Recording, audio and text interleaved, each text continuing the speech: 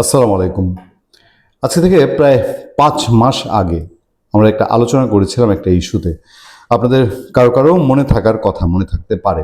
এবং ইউনূস আমলে, ডক্টর ইউনূস আমলে ভারতের নাদাকের সেই জেনজি আন্দোলনে ভারতে রূপ দেওয়ার চেষ্টা করা, জেনজি আন্দোলনের মূল সমন্বয়ক, তাকে সবাই মানবাধিকার সংগঠক হিসেবে চেনে, সেই সোনাম ওয়াংচুক, তাকে নিয়ে আমরা একটা আলোচনা করেছিলাম যে সোনাম ওয়াংচুকের সঙ্গে ডক্টর ইউনূসের ছবি ভাইরাল। ভারতের সন্দেহভাজন নাদাক হিরো কবে এসেছিলেন, সেই আলোচনাটার একটু খানিক অংশ আপনাদেরকে বলি। যে তখন আমরা সোনাম ওয়াংচুকের ফেসবুক একটি পোস্ট ভাইরাল হয়েছিল, ডক্টর ইউনূসকে জড়িয়ে ধরে আছেন বাংলাদেশে।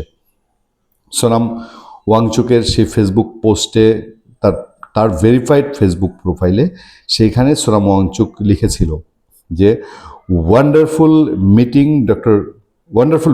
Doctor Yunus at British high commission Dhaka, Nobel laureate on the biggest social entrepreneur in the world.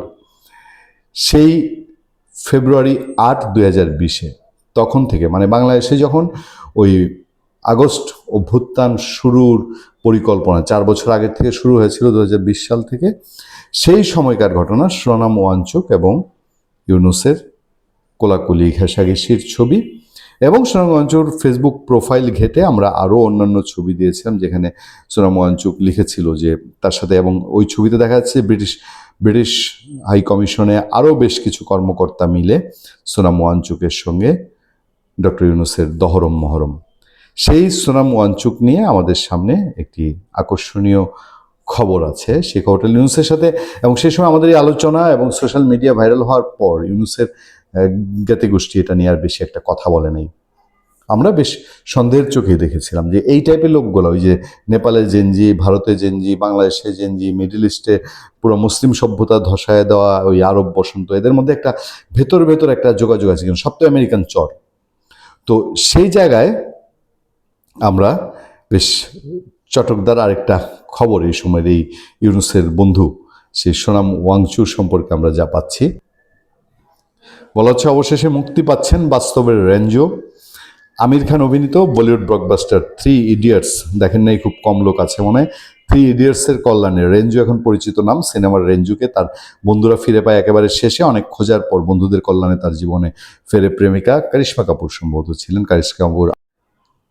Karishma Kapoor আমির খানের মধ্যে মিলঝিল হয়েছিল সিনেমার শেষে, কিন্তু বাস্তবের রেঞ্জুর জীবন কিন্তু 6 মাস ধরে আটকে আছে কারাগারের ছোট্ট ঘরে। তবে সেই কষ্টের দিন শেষ হওয়ার প্রত্যাশা তৈরি হয়েছে। ভারতের সংবাদ মাধ্যম ইন্ডিয়া এক্সপ্রেস জানায়, ভারতের কেন্দ্রীয় সরকার বাস্তবের রেঞ্জুর বিরুদ্ধে দায়ের জাতীয় নিরাপত্তা আইনের NSA মামলা প্রত্যাহারের সিদ্ধান্ত নিয়েছে। শনিবার এক বিবৃতিতে ভারতের সরকার এটা জানিয়েছে। বাস্তবের রেঞ্জুর নাম সোনাম ওয়াংচুক।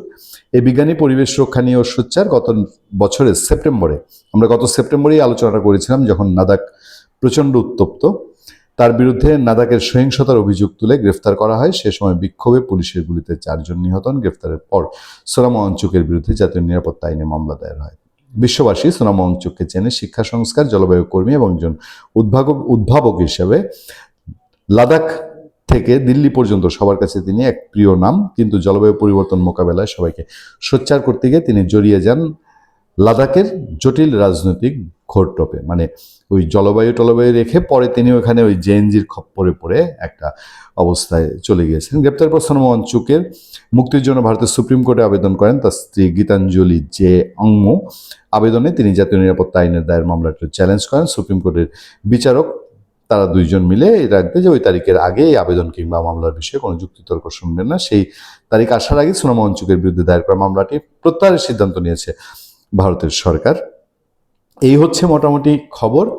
এবং আমার কাছে মনে হয় কি জানেন, যে ভারতের মোদী সরকার কট্টর হিন্দুত্ববাদী সরকার, কিন্তু প্রতিপক্ষ রাজনৈতিক দল 6 মাস আগে জেলে নিয়েছে, নিজেরা মামলা প্রত্যাহার করছে। আর বাংলাদেশে আজগুবি গোবেলীয় সেই সন্ত্রাস বিরোধী আইনে এখনো হাজার শত মানুষ জেলে। নতুন সরকার এসছে, এখনো সেই অর্থে ওই সন্ত্রাস বিরোধী আইনের মামলা আগে যা হয়েছে সেগুলো তো প্রত্যাহার দূরের কথা, তাদের জামিনও এখনো সেই অর্থে অতটা যারা আছে সবার শোনা যায় না। আনিস আলমগীর সাংবাদিক জামিন পেয়েছেন।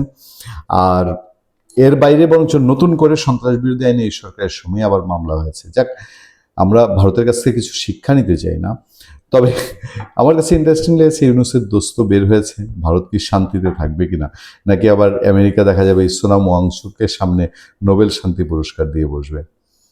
ভালো থাকবেন, সুস্থ থাকবেন। আপনাদের সাথে আমি আতিক রহমান, পূর্ণিয়া।